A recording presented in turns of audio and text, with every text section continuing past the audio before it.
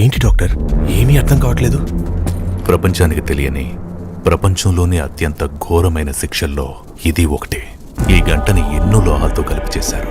ఎవరినైనా తిరిగేసి దీని కింద సరిగ్గా కట్టికొట్టినట్టయితే దాని నుండి వచ్చే సౌండ్ వల్ల మొదటి గంటకి చెవుల్లో ఇయర్ డ్రమ్స్ పోయి ఏవీ వినపడదు. తర్వాత ఇంకో 2 మూతలకి మెదడులో నరాలు చిట్లి ఇంటర్నల్ బ్లీడింగ్ మొదలై బీపీ నెమ్మదిగా 0 అయి ప్రాణం విలవిల్లాడి చనిపోతారు. మరి కట్టి కొట్టడానికి ఇంతమంది ఎందుకు సార్? నాకు అది అర్థం కావట్లేదు. ఎప్పుడు అక్కడ కట్టి ఉన్నవాడు చనిపోయాడో లేదో అని నిర్ధారించుకోవడానికి నేను ఒక్కనే వచ్చేవాడిని. కానీ ఈసారి ఇంతమంది ఎందుకు వచ్చారో నాకు కూడా అర్థం కావట్లేదు. తెలుసు కదా, తేడాలు వస్తే ప్రాణాలు పోతాయి. ఫోటోలన్నీ సరిగ్గా రావాలి. 1కి 10 సార్లు జాగ్రత్తగా చూసుకో. ఆ పనులు ఉన్నాను సార్, నాకు వదిలేయండి.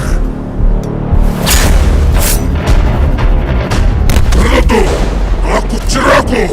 ఒక కాపరిపోయినంత మాత్రాన వచ్చిన నష్టం ఏమీ లేదు. ఒళ్ళు దగ్గర పెట్టుకుని మీ పని మీరు కానివ్వండి. జాగ్రత్త.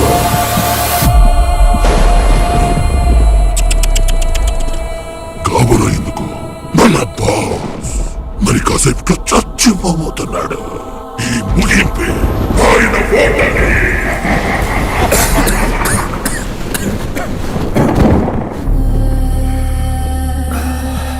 జీవితంలో ఓటమి నొప్పుకున్న క్షణమే నిజమైన ఓటమి.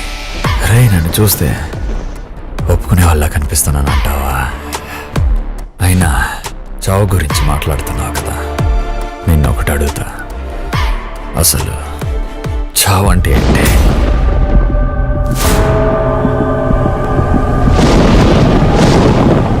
అది నీకు చావకుండానే ఎలా తెలుస్తుంది? త్వరలోనే తెలుసుకుంటా, ప్రామిస్. బాస్ అంటున్నారు, మరి కిందున్నోడు శిక్ష చేయడం ఏంటన్నా?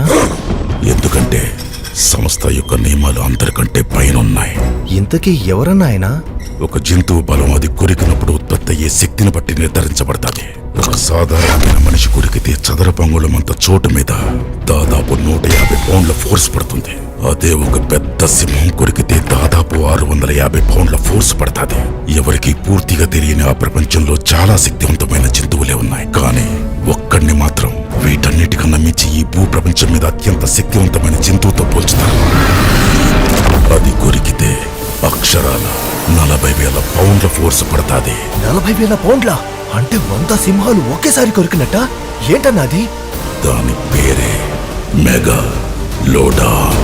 మెగాలో డాన్ అంటే పెద్ద పెద్దోళ్ళు డాన్ అన్నా? పోనీ అలాగే అనుకో. ఈ కథ రాక్షసులతో నిండిన సముద్రాన్ని కుదిపేసి రాజైన మనిషిది. అతని